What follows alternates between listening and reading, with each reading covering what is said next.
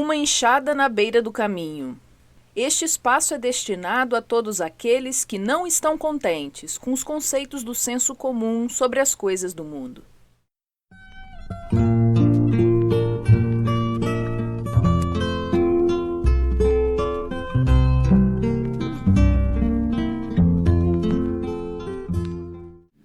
Queridos ouvintes, bem-vindos ao nosso programa. Recebemos hoje o nosso caríssimo Caliban Calitz para conversarmos sobre a opinião de Allan Kardec sobre Rustang e as materializações espíritas. Seja bem-vindo, Caliban. João, muito obrigado pelo convite.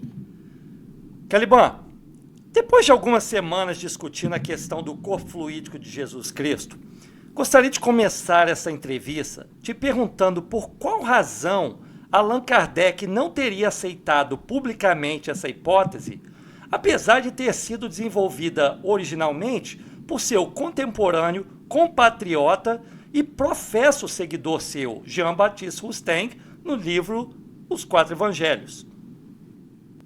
A razão pela qual Kardec não aceitou a hipótese do corpo fluídico, ela é bastante controvertido o comportamento de Allan Kardec diante da obra de Rustang. E eu acredito que eu tenha conseguido entender, se eu estiver enganado, o tempo vai dizer, né? O Kardec, a princípio, ele aceita a obra de Rustang baseado no respeito que a figura de Rustang demonstra publicamente a sua crença espírita, a sua profissão de fé espírita, numa época em que isso ainda acontecia muito pouco, porque as pessoas praticavam o espiritismo às escondidas, incógnitos. E o Rustang foi um dos primeiros, talvez o primeiro, né, a assumir publicamente a sua crença no espiritismo que estava nascendo.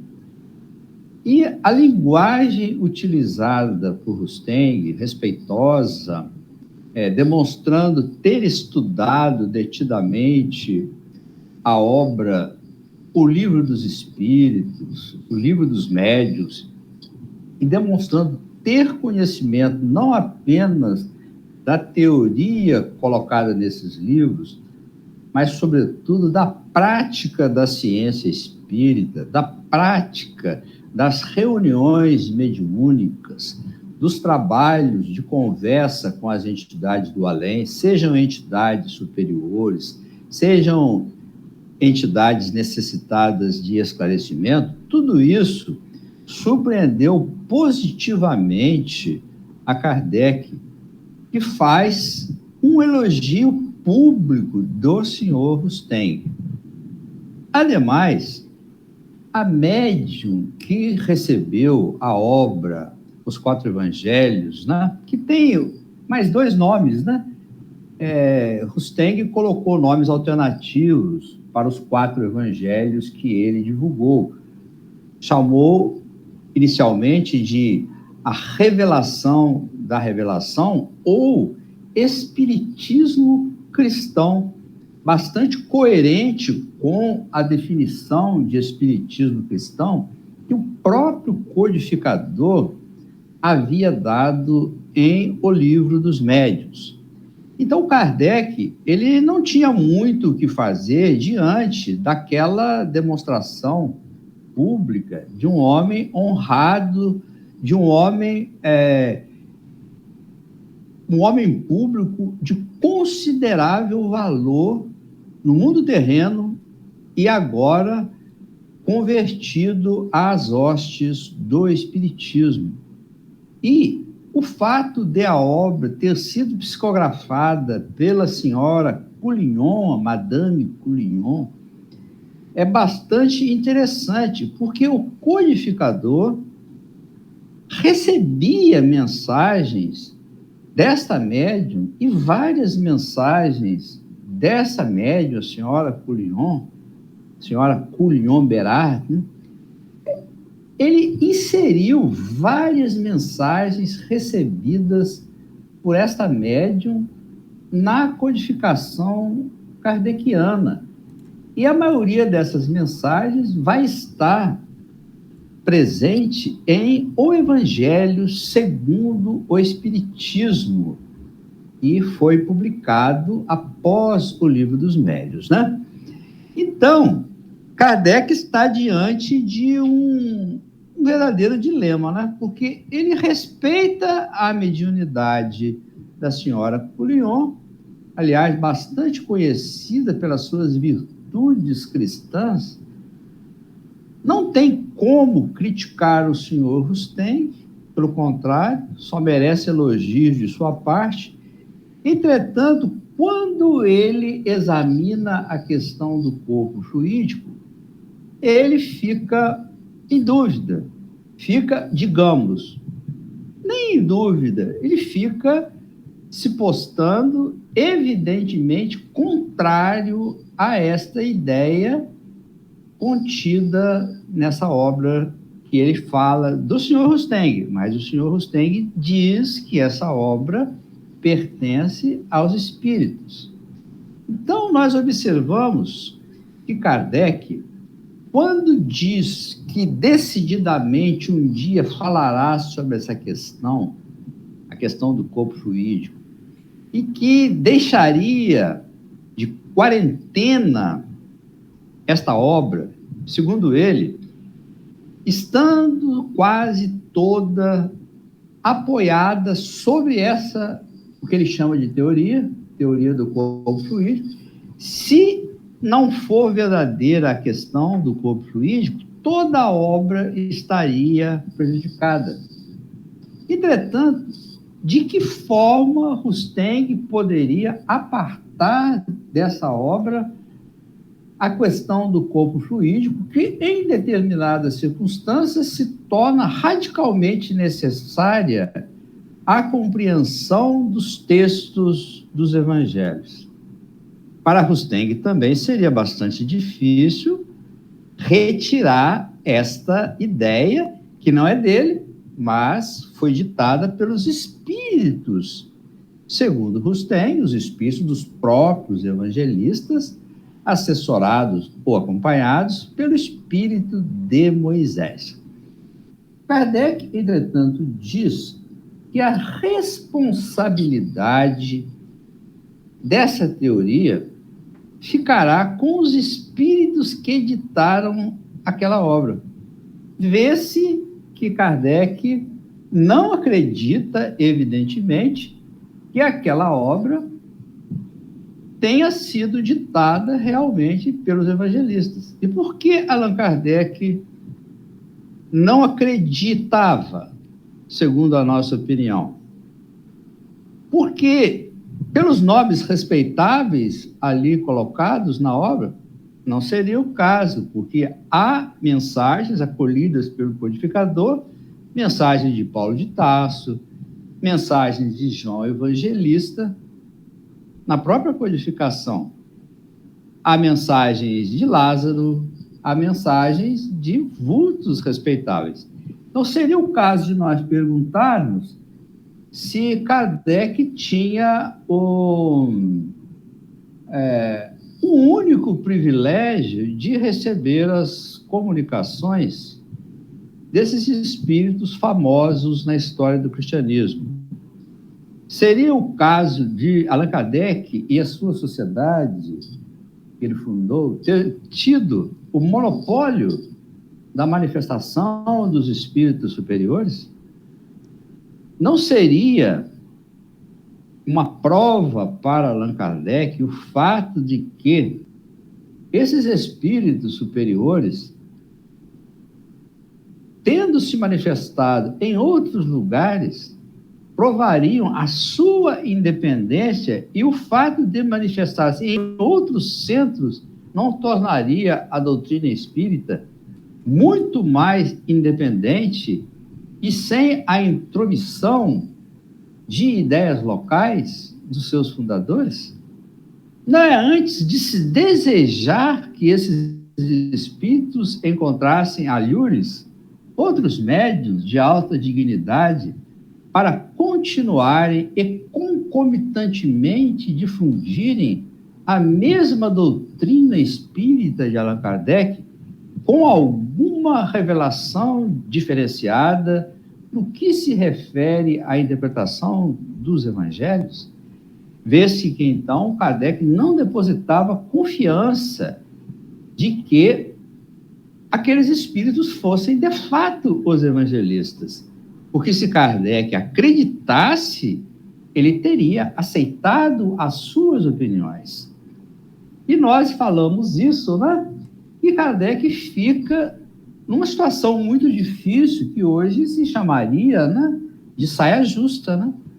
Porque ele conhece a senhora Coullion e, ao dizer claramente, se tivesse dito que não acreditava de que os autores espirituais daquela obra, os 4 evangelhos, seriam os próprios evangelistas, Mateus, Marcos, Lucas e João, ele está dizendo que a médium foi ludibriada por espíritos enganadores e, sendo a médium ludibriada, evidentemente, o senhor Rustem e todo o seu grupo de pessoas, sob a influência da médium e do senhor Rustem, estariam todos, evidentemente, vítimas de um processo de fascinação. Por que, entretanto, Kardec não diz claramente isso? Porque ele ficou em dúvida, porque a obra o impressionou pela similaridade com os ensinamentos no que tange à parte moral. São obras exatamente semelhantes em tudo, até porque os espíritos são espíritas. Até porque os espíritos que editaram a codificação seriam, teoricamente, os mesmos espíritos que editaram a obra ao senhor Rustem. Quando vemos Kardec ficar em dúvida sobre a teoria do corpo fluídico, nós temos que fazer algumas observações. Em primeiro lugar, o senhor Allan Kardec, na sua época, conquanto reunisse o imenso cabedal de conhecimento e de experiência, ainda, pelo que nós sabemos, jamais tinha ou teve o testemunho de um trabalho de materialização. Porque, aliás, historicamente, esses trabalhos vieram a ocorrer muito após Kardec e a sua codificação. Nós vemos que Kardec fala sobre os agêneres, fala sobre as aparições tangíveis, mas em muitos casos a distinção entre aparições e a vidência ou clarividência é bastante confusa. Ele ainda não tem uma ideia clara, uma ideia formada sobre isso. E por que nós falamos isso, que ele não tem essa ideia? Porque Kardec, quando vai examinar no livro A Gênese, né, a questão de Jesus andando sobre as águas e depois apaziguando as tempestades, ele não sabia de fato se tratava de uma levitação do corpo que ele considera material de Jesus, ou se tratava de uma aparição tangível. Quando nós fomos estudar o livro A Gênese, nós ficamos curiosos de saber exatamente o que houvesse acontecido. Jesus caminhou sobre as águas e antes teria subido ao monte para orar. Depois aparece junto à barca no meio do mar da Galileia. Aparece com qual corpo? Kardec não sabe dizer, A sua indecisão o leva a formular duas hipóteses. Esse fenômeno, diz ele, encontraria explicação natural e seria análogo, e nada tem de impossível nem de miraculoso. Poderia-se ter operado de duas maneiras. Jesus, embora vivo, poderia aparecer sobre a água com uma forma tangível, estando alhures o seu corpo, o que para ele é a hipótese mais provável.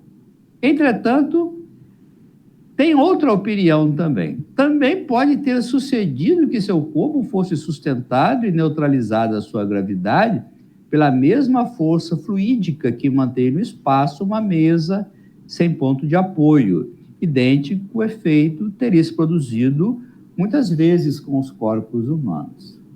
Pois bem, meus queridos, os espíritos que continuaram o estudo nas obras complementares nos vão dizer no livro Nos Domínios da Mediunidade de André Luiz, psicografado por Chico Xavier, nos vão dizer sobre a possibilidade da desmaterialização de um corpo inteiro de um médium.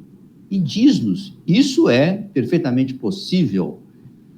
Basta que hajam todos os elementos necessários reunidos, uma vez que se trata de um fenômeno absolutamente natural. E vão nos dizer que Jesus, e isso é André Luiz, levitou sobre as águas. Então, seria a opinião, né? Essa primeira opinião, né?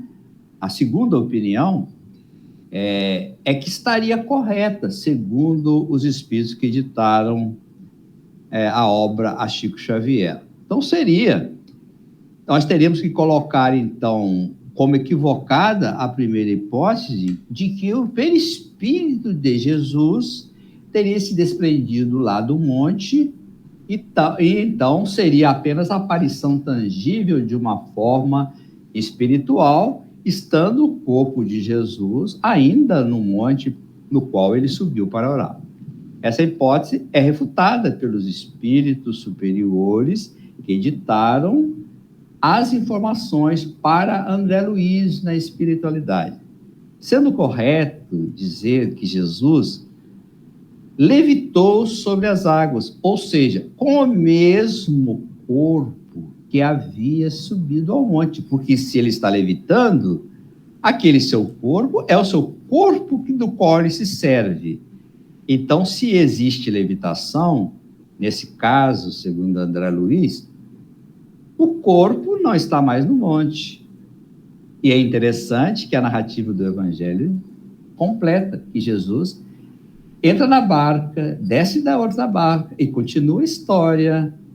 E todo mundo se esquece que ele havia subido ao monte para orar. Então, Kardec, ele teve desconfiança da questão, sim, do corpo fluídico, porque não conhecia ainda esta ciência nova que surgia naquele tempo.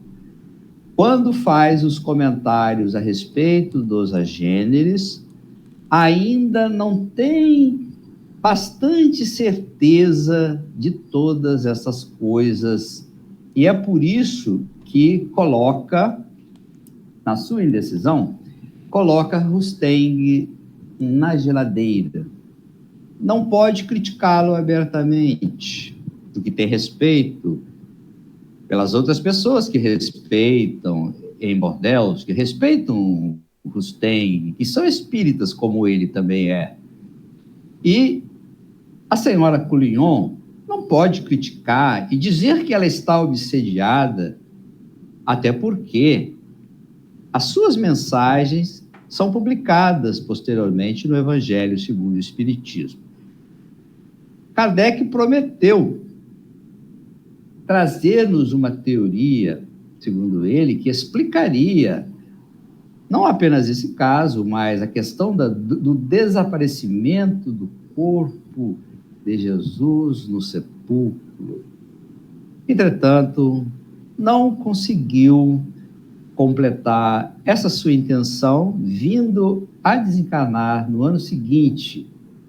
Então, meus amigos, Kardec não aceitou a hipótese do corpo fluídico porque não tinha informações suficientes e não estava fundamentado sobre os conhecimentos necessários a compreender todas essas coisas que ainda haveriam de ser desenvolvidas posteriormente à sua desencarnação. Mantemos o respeito a Allan Kardec, mas não negamos o valor de Rusteng. Amigo Caliban, você nos disse em outra oportunidade, e agora outra vez, que as pesquisas e trabalhos de materialização comprovariam a hipótese dos agêneres e, por consequência, do corpo fluídico de Jesus. Você poderia se aprofundar na questão e nos falar um pouco mais a respeito das materializações? Sim. Eu disse que, historicamente, as materializações começaram após a desencarnação de Allan Kardec. Deve, evidentemente, terem acontecido alguns trabalhos desse sentido, mas que não foram, talvez, divulgados, né?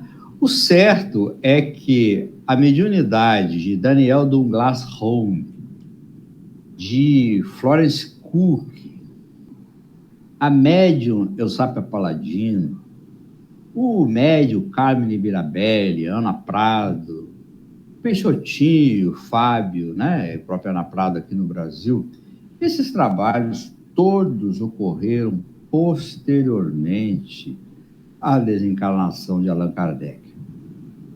Inclusive, o nome ectoplasma, ele não foi cunhado na seara espírita, mas por Charles Richer, o criador da ciência, que ele denominou a rainha das ciências, a metapsíquica. E nós sabemos aí que Charles Richer foi ganhador do Prêmio Nobel, um cientista da mais alta competência. Mas esses trabalhos todos de materialização, como eles acontecem, como não acontecem, nós podemos ter bastante ideia sobre isso no exame das obras do espírito André Luiz. Tanto nos livros, nos domínios da mediunidade, como na obra Missionários da Luz. Na obra Missionários da Luz, que é conduzida pelo mentor Alexandre, nós temos não apenas o trabalho da materialização, como a explicação da formação da voz direta.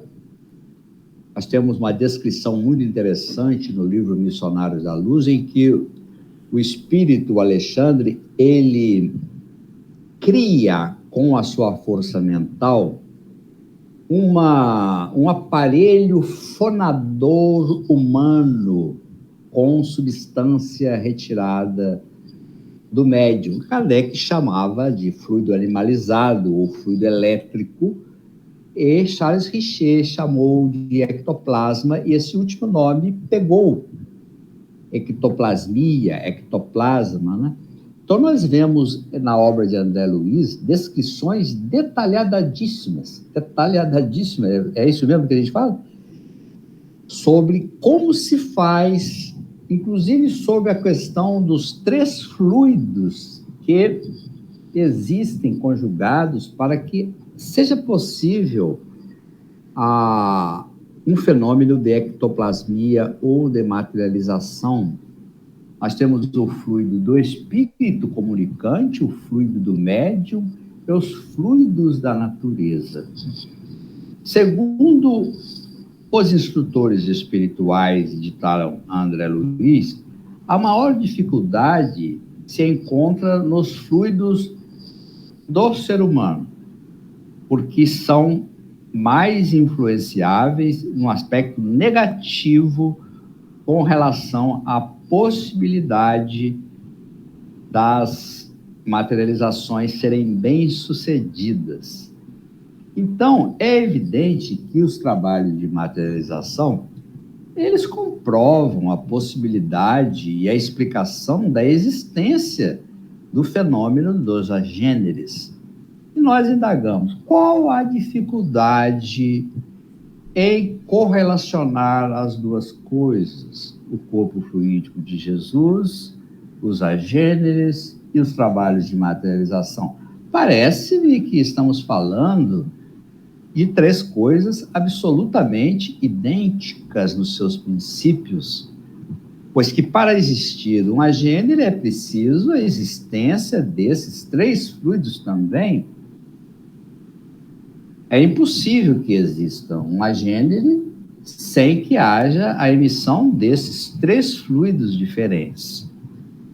Então, é muito material para nós estudarmos dentro da ciência espírita. Nós temos os trabalhos, né, de Ernesto Bozan, os trabalhos de Lombroso, e os trabalhos de Gustave Gelei, de tantos e tantos que se dedicaram a esse campo vasto de conhecimentos novos. Nós recomendamos, inclusive, a leitura do livro Materializações Luminosas, de Rafael Américo Ranieri, em que constam as fotografias dos espíritos materializados. E muitos não conhecem, não apenas fora do espiritismo, mas dentro da nossa seara, dentro da seara espírita. Então, meu querido, Kardec não conseguiu entender essa questão porque o seu tempo desses fenômenos ainda não havia chegado. Caliban, se os trabalhos de materialização são tão importantes para a convicção e, por consequência, a unificação espírita, por que eles não acontecem mais? É uma boa pergunta, né? Por que eles não acontecem mais, né? Em primeiro lugar, eu não sei se eles não acontecem mais ou se não são divulgados, né? Mas acredito que no movimento espírita eles não aconteçam mais, realmente, né? Bom, a mesma pergunta que você poderia dizer, por que é que no catolicismo não existem mais os chamados milagres? Ou porque na igreja de Antioquia, após a saída de Saulo de Tarso e de Barnabé daquela igreja, os fenômenos de voz direta e de escrita direta deixaram de ocorrer. Você já leu o livro Paulo e Estevão? Já observou o detalhe, a explicação de Emmanuel, pela qual os fenômenos impressionantes que ocorriam na igreja de Antioquia deixaram de existir? Lembram do detalhe? Foram as discussões, foram as dissensões, foram os pensamentos de dominação que impediram a voz da espiritualidade. Nessa igreja, os espíritos falavam diretamente, nesses fenômenos de voz direta, com os antigos cristãos. Mas eles apareciam, eles se materializavam, inclusive. Mas esses fenômenos eles só podem ocorrer quando existem forças superiores em jogo. O ambiente é muito importante. O ambiente dos encarnados pode invalidar completamente a possibilidade da conclusão com sucesso de um trabalho de materialização. Sejam os pensamentos viciosos, sejam as nossas irradiações mentais descontroladas, sejam os desejos das mentes ainda indisciplinadas que vão a esses trabalhos, muitas vezes, com intenções que não são as melhores, não são as mais nobres, muito embora, segundo o dizer lá de André Luiz, as fisionomias de todos os participantes das reuniões de materialização pareciam ser de pessoas sérias, mas, examinando cada um em particular, verificava-se o desalinho nos pensamentos. Um queria a manifestação de um seu conhecido ou de seu parente. Um outro gostaria que o médium trouxesse alguma coisa, fizesse um fenômeno de transporte, né? Trouxesse alguma coisa de algum lugar. É por isso que os espíritos, eles trazem flores, trazem coisas de outro lugar, é para sossegar as irradiações mentais. Por que os espíritos pedem que hajam cânticos durante os trabalhos de materialização? É para que eles fiquem distraídos enquanto estão cantando, e enquanto estão cantando, não estão pensando.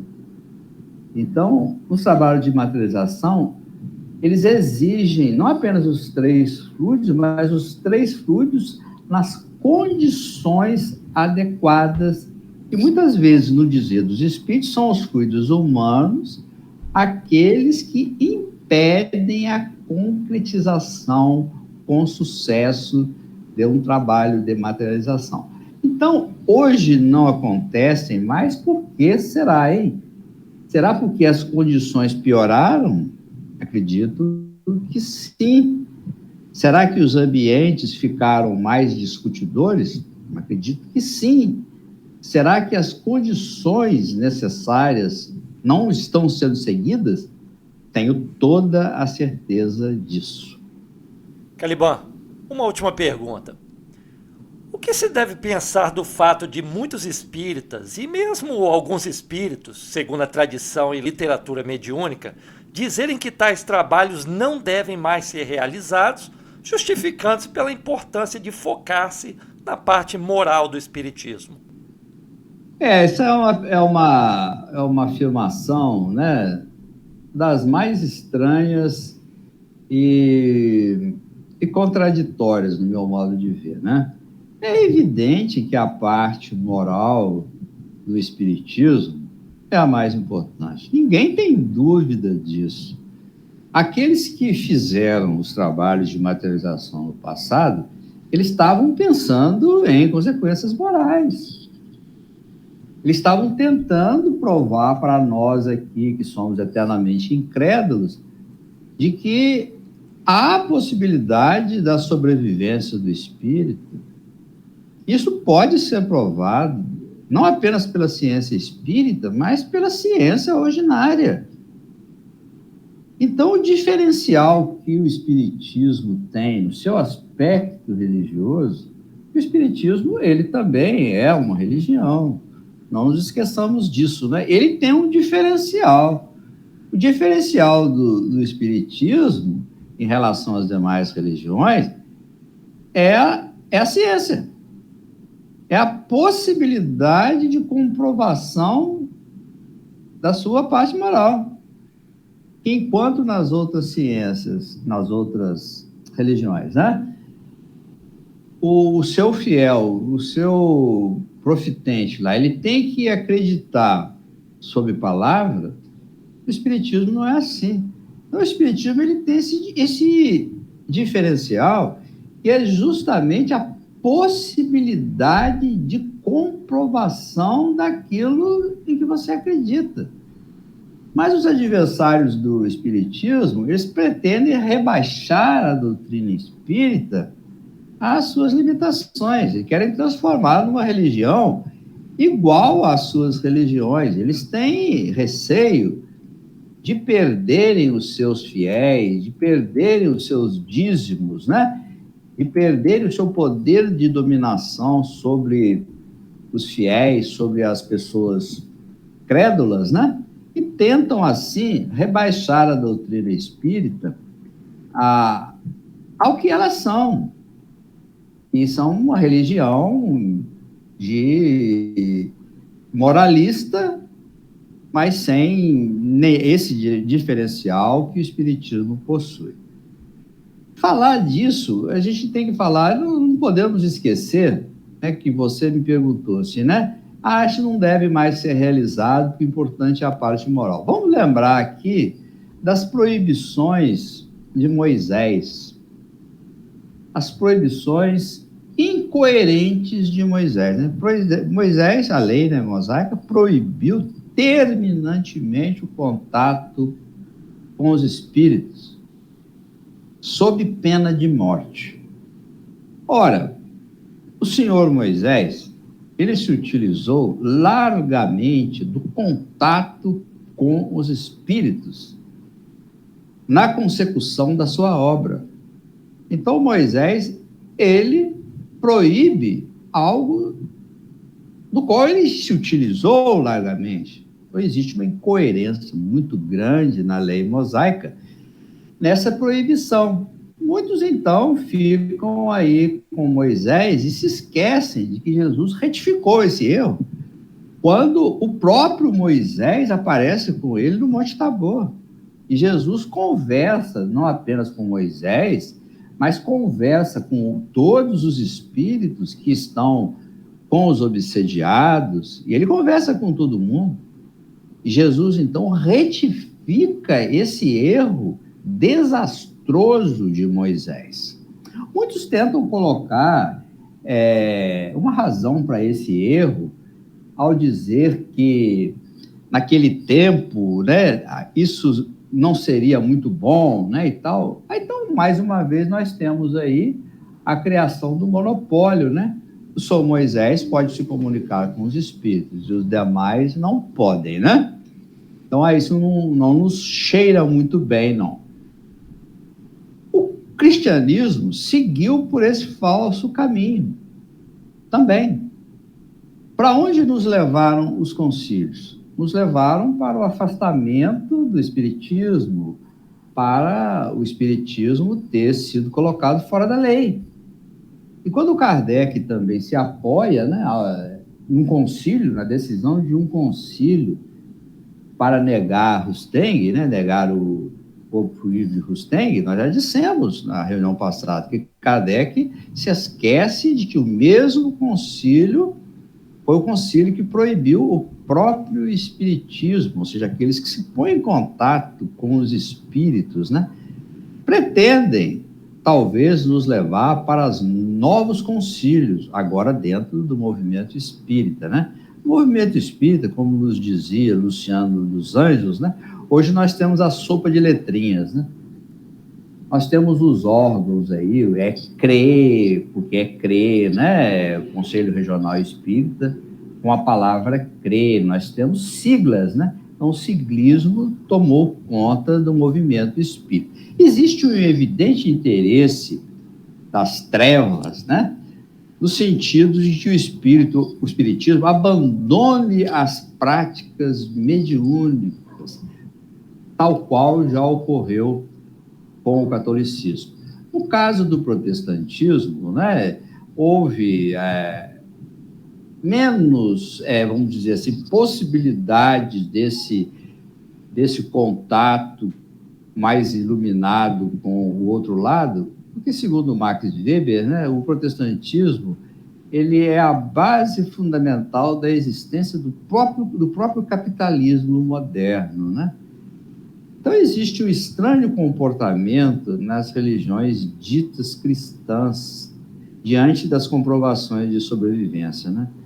Nós tivemos, há muitos anos atrás, aqui, um infeliz trabalho daquele padre, né, o padre Quevedo, em toda a América Latina, que percorria a América Latina, né, para negar sistematicamente os fenômenos espíritas e espirituais. Ele também pretendia, né, que a Igreja Romana tivesse um monopólio, né? Aconteceu na Igreja Católica, quando você não queima aquela pessoa que tem, você transforma ela em santo, mas tem que ser dentro da igreja, né?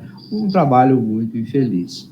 Nós consideramos que a ideia de não apenas acabar com os trabalhos de materialização, sob essa alegação de que a moral é mais importante, é uma ideia que foi infiltrada no movimento espírita, tentando reduzir o seu impacto na sociedade. Ou seja, foi uma isca que os espíritas morderam.